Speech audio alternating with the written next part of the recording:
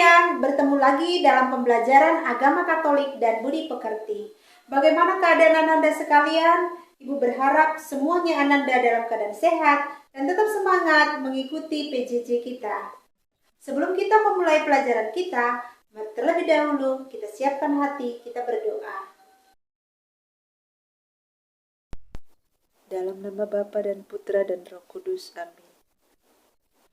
Ya Yesus Kristus yang baik, para rasul telah mewariskan kepada kami pengalaman dan penghayatan iman mereka akan Engkau. Mereka mengimani Engkau sebagai Anak Allah, sebagai Tuhan dan Juru Selamat. Curahilah kami dengan Roh Kudus-Mu, agar melalui pelajaran hari ini, kami pun dapat mengimani Engkau dan menyatakan kebaikan-Mu kepada sesama kami. Amin. Dalam nama Bapa dan Putra dan Roh Kudus. Amin. Setelah kita membuka pelajaran kita dengan doa, maka kita akan melihat materi kita dan judul kita hari ini adalah Yesus Putra Allah dan Juru Selamat. Adapun kompetensi dasar kita adalah memahami pribadi Yesus Kristus sebagai sahabat sejati, tokoh idola dan Juru Selamat. Indikator hasil pencapaian belajar. Di akhir pembelajaran diharapkan siswa mampu yang pertama mengungkapkan pengalamannya tentang Yesus sebagai Tuhan, yang kedua mengungkapkan pandangannya tentang Yesus sebagai Anak Allah, yang ketiga mengungkapkan pemahamannya tentang Yesus sebagai Juru Selamat, yang keempat menjelaskan arti Yesus sebagai Tuhan bagi umat Kristiani, yang kelima menjelaskan arti Yesus sebagai Anak Allah bagi umat Kristiani, yang keenam, menjelaskan arti Yesus sebagai Juru Selamat bagi umat Kristiani. Dan yang ketujuh, menjelaskan makna percaya kepada Yesus sebagai Tuhan, Putra Allah, dan Juru Selamat bagi dirinya sendiri. Kita lihat yang pertama, kebiasaan pemberian gelar dalam masyarakat. Dalam masyarakat, seringkali kita menemukan tokoh-tokoh tertentu yang diberi gelar tertentu pula. Misalnya, ada tokoh yang diberi gelar sebagai Bapak Pembangunan. Ada hakim dan juga jaksa yang sering diberi gelar sebagai penegak hukum. Kemudian ada guru yang mendapat gelar sebagai guru teladan, ataupun ada siswa yang mendapat gelar sebagai siswa teladan. Nah, almarhum Presiden Afrika Selatan, yakni Nelson Mandela, dia mendapat gelar dari pemerintah Indonesia sebagai Duta Batik Internasional. Nah, pemberian gelar ataupun julukan yang disandang seseorang itu biasanya terkait dengan keberhasilannya dalam bidang tertentu, atau juga karena jasa-jasa yang disumbangkannya bagi masyarakat. Mungkin karena tugasnya atau prestasi yang sudah diraihnya, dan juga karena kepribadiannya. Gelar yang disandang seseorang itu mengandung konsekuensi baik secara langsung maupun tidak langsung kepada orang yang menerima gelar tersebut. Contohnya Nelson Mandela. Berkat gelar yang diberikan kepadanya sebagai Duta Batik Internasional, maka hampir dalam setiap acara resmi ataupun dalam kesehariannya, Nelson Mandela itu lebih banyak memakai baju batik. Tetapi menurut Nelson Mandela, konsekuensi tersebut tidak dianggapnya sebagai beban, tetapi ia justru merasa menikmati berpakaian batik. Dan yang mengagumkan, orang Afrika sendiri itu menyukai penampilan Nelson Mandela dengan pakaian batiknya. Bahkan mereka menyebut pakaian batik itu sebagai baju Nelson Mandela. Yang kedua, gelar-gelar Yesus dalam kitab suci dan maknanya bagi iman kita. Dalam kitab suci, khususnya Perjanjian Baru, kita dapat menemukan berbagai gelar yang melekat pada Yesus. Ada gelar yang diberikan oleh para murid sendiri, ada gelar yang dinyatakan oleh Yesus sendiri, dan juga ada gelar yang dinyatakan oleh Allah Bapa sendiri. Tetapi yang menarik adalah bahwa gelar-gelar itu lebih menunjuk pada siapa sesungguhnya Yesus bagi sesamanya. Jadi gelar tersebut tidak lebih-lebih sebagai pemberian yang spontan diberikan, melainkan sesuatu yang melekat pada diri Yesus. Nah, kita mau melihat dari sekian banyak gelar yang dimiliki oleh Yesus, kita akan lihat 3 gelar yang sering disebut, yakni gelar Yesus sebagai Tuhan, gelar Yesus sebagai anak Allah, dan gelar Yesus sebagai juru selamat. Yang pertama, gelar Yesus sebagai Tuhan. Gelar ini dituliskan dalam beberapa variasi, antara lain Yesus Tuhan, Tuhan Yesus, Tuhan kita Yesus Kristus, dan sebagainya. Bahkan dalam surat-surat Rasul Paulus, gelar ini dipakai lebih dari 200 kali. Kata Tuhan dalam bahasa Yunani Kyrios itu berarti Dia yang mengatur seseorang atau sesuatu. Jadi Yesus Tuhan itu berarti Yesus yang memiliki kuasa untuk mengatur ataupun memimpin. Yesus adalah pemimpin yang diurapi Allah. Kita bisa baca di dalam Lukas 2 ayat 11. Yang dipilih dan dilantik langsung oleh Allah. Yang kedua, gelar Tuhan juga dikaitkan dengan peranan Yesus sebagai penyelamat manusia. Kita baca di dalam 2 Petrus 1 ayat 11. Jadi wibawa kemuliaan Yesus bukan untuk menghancurkan, melainkan untuk menyelamatkan. Yang ketiga, gelar Tuhan juga terkait erat dengan kemuliaan dan kedatangannya kembali, dengan kemuliaannya pada akhir zaman untuk mengadili dan menghakimi. Yang keempat, itu gelar Tuhan mau menunjukkan wibawa atau kuasa Yesus yang tidak dapat dibantah oleh siapapun. Sebab apa yang disampaikan Yesus itu merupakan perintah Tuhan sendiri. Kita bisa baca di dalam 1 Korintus 9 ayat 14. Jadi anak manusia adalah Tuhan atas hari Sabat. Ini kita bisa baca di dalam Markus 2 ayat 28. Yang kelima, gelar Tuhan juga merupakan seruan doa dalam ibadat.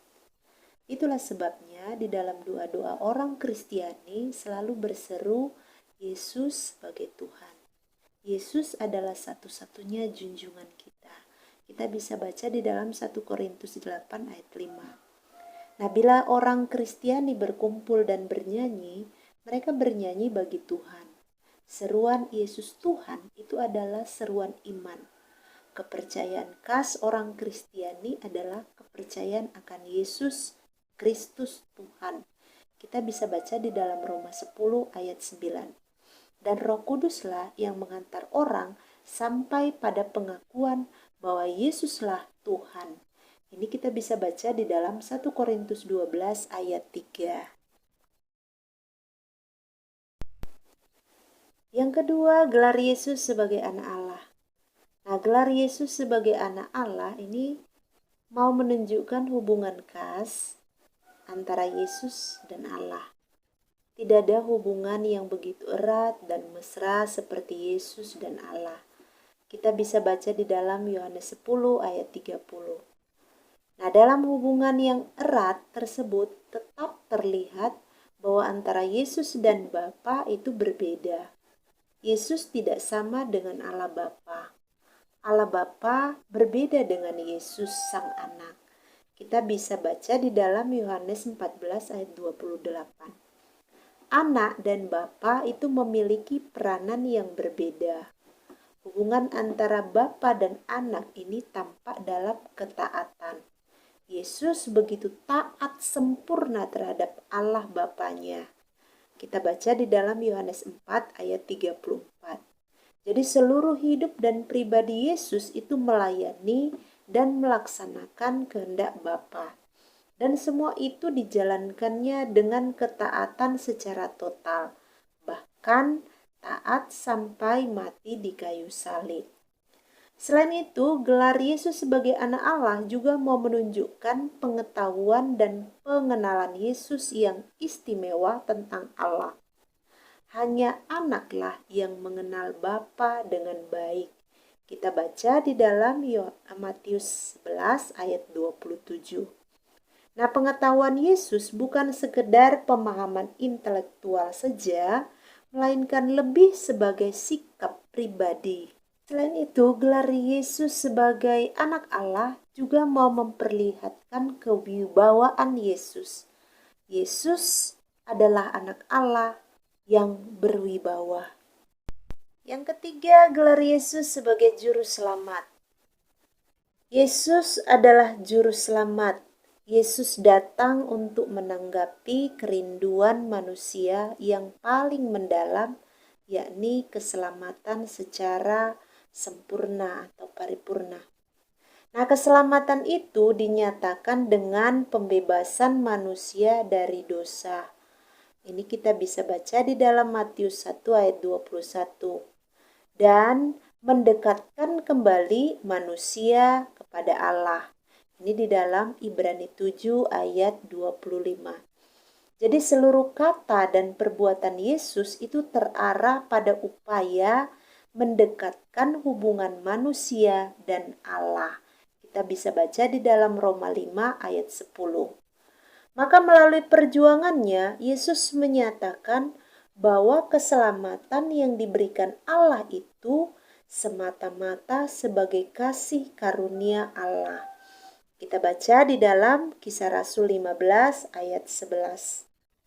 Jadi keselamatan yang dialami manusia itu bukan pertama-tama usaha manusia, melainkan kasih karunia Allah. Kita baca di dalam 1 Korintus 1 ayat 21.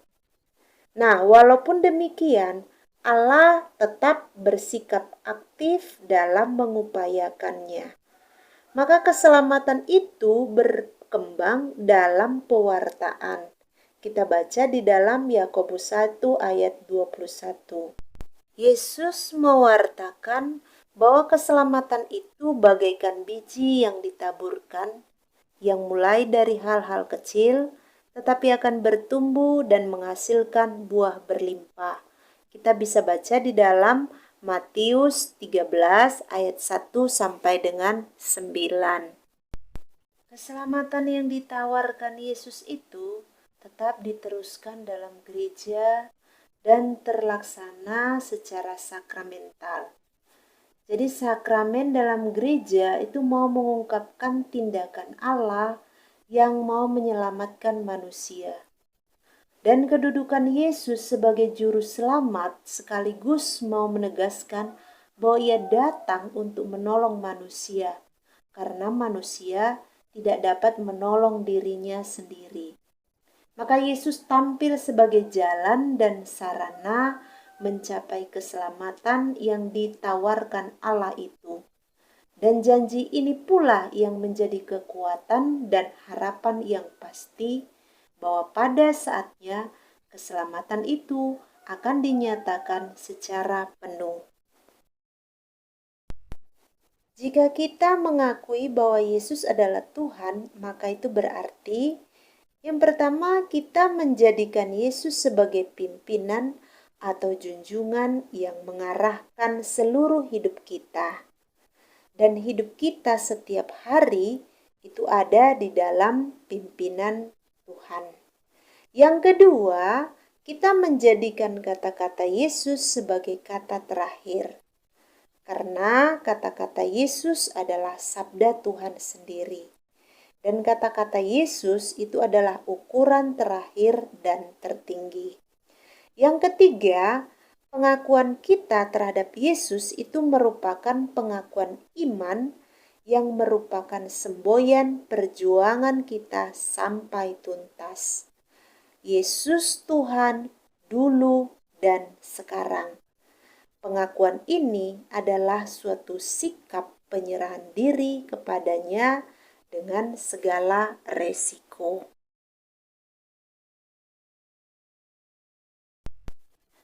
Jika kita mengakui bahwa Yesus adalah anak Allah, maka itu berarti yang pertama, Yesus merupakan teladan bagi kita dalam hal ketaatan kepada kehendak Allah daripada ketaatan kepada kehendak sendiri. Jadi kita diajak untuk senantiasa taat kepada kehendak Allah. Yang kedua, Yesus adalah pribadi yang menampilkan wibawa dan pesona ilahi.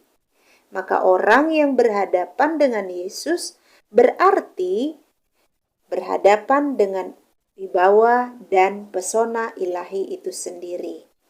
Yang ketiga, Yesus dekat dengan Allah yang tersuci dan pantas dihormati. Dan sebutan ini mau menumbuhkan rasa devosi dan penyerahan diri. Jika kita mengakui bahwa Yesus adalah juru selamat, maka itu berarti yang pertama kita bersedia mengikutinya dan bersedia dibaptis sebagai tanda iman akan tawaran keselamatan dari Yesus. Yang kedua, kita menjadikan Yesus sebagai penolong untuk sampai kepada Allah. Karena kita tidak dapat menolong diri kita sendiri di hadirat Allah. Yang ketiga, kita percaya bahwa Yesus itu telah membebaskan kita dari dosa dan maut. Percaya bahwa kita adalah orang-orang yang telah diselamatkan. Nah, untuk menunjukkan diri sebagai orang yang telah diselamatkan, kita hidup sesuai dengan firman-Nya. Bagaimana kitab suci berbicara tentang menghayati gelar-gelar Yesus dalam kehidupan sehari-hari? Kita baca di dalam Matius 16 ayat 13 sampai dengan 20. Setelah Yesus tiba di daerah Kaisarea Filipi, ia bertanya kepada murid-muridnya, "Kata orang, siapakah anak manusia itu?" Jawab mereka, "Ada yang mengatakan Yohanes Pembaptis, ada juga yang mengatakan Elia, dan ada pula yang mengatakan Yeremia atau salah seorang dari para nabi." Lalu Yesus bertanya kepada mereka, "Tetapi apa katamu? Siapakah aku ini?" Maka jawab Simon Petrus, "Engkau adalah Mesias, anak Allah yang hidup." Kata Yesus kepadanya, "Berbahagialah engkau Simon bin Yunus, sebab bukan manusia yang menyatakan itu kepadamu, melainkan Bapa-Ku yang di surga. Dan aku pun berkata kepadamu, engkau adalah Petrus, dan di atas batu karang ini aku akan mendirikan jemaatku, dan alam maut tidak akan menguasainya. Kepadamu akan dikuberikan kunci kerajaan surga. Apa yang kau ikat di dunia ini akan terikat di surga, dan apa yang kau lepaskan di dunia ini akan terlepas di surga."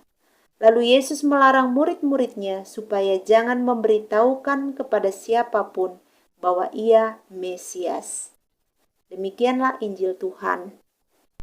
Dari perikop yang sudah kita baca, ternyata mengenal dan mengimani Kristus itu butuh proses yang tidak bisa terbangun seketika itu juga. Nah, hal yang sama juga dialami oleh para murid-murid Yesus terhadap Yesus. Mereka selalu bersama-sama dengan Yesus, tetapi rupanya tidak semua murid mengenal secara mendalam pribadi Yesus. Karena itulah ketika Yesus menguji mereka dengan pertanyaan, "Menurut kamu siapakah aku?" Ada yang menjawab Yohanes Pembaptis, ada yang mengatakan Elia, ada yang mengatakan Yeremia, bahkan ada yang mengatakan salah seorang nabi yang akan datang. Nah, jawaban-jawaban ini itu sebenarnya bukan keluar dari penghayatan pribadi para murid tentang Yesus. Nah, jawaban itu mau menunjukkan bahwa mereka baru mengenal Yesus seperti yang dikatakan oleh orang-orang lain. Mereka mengenal Yesus seperti orang lain. Tetapi jawaban Petruslah yang menunjukkan jawaban yang sungguh berasal dari penghayatan iman pribadinya kepada Yesus. Nah, hal ini mau menunjukkan pula bahwa Petrus itu mengenal secara mendalam pribadi Yesus, sehingga Petrus berani memberi gelar kepada Yesus. Nah, kita pun itu diajak mengenal dan mengimani Yesus itu seperti Petrus. Kalau Petrus memberi gelar Yesus itu Mesias, maka kita pun hendaknya mengenal Yesus secara mendalam, sehingga iman kita akan Yesus itu bukan iman ikut-ikutan, tetapi iman yang sungguh keluar dari penghayatan pribadi kita tentang Yesus. Setelah kita mendalami materi Yesus Putra Allah dan Juru Selamat, nah untuk semakin memampukan Ananda memahami materi ini, silakan dikerjakan tugas yang sudah. Demikian pembelajaran kita hari ini. Kita bertemu dalam pembelajaran berikutnya. Selamat belajar. Shalom.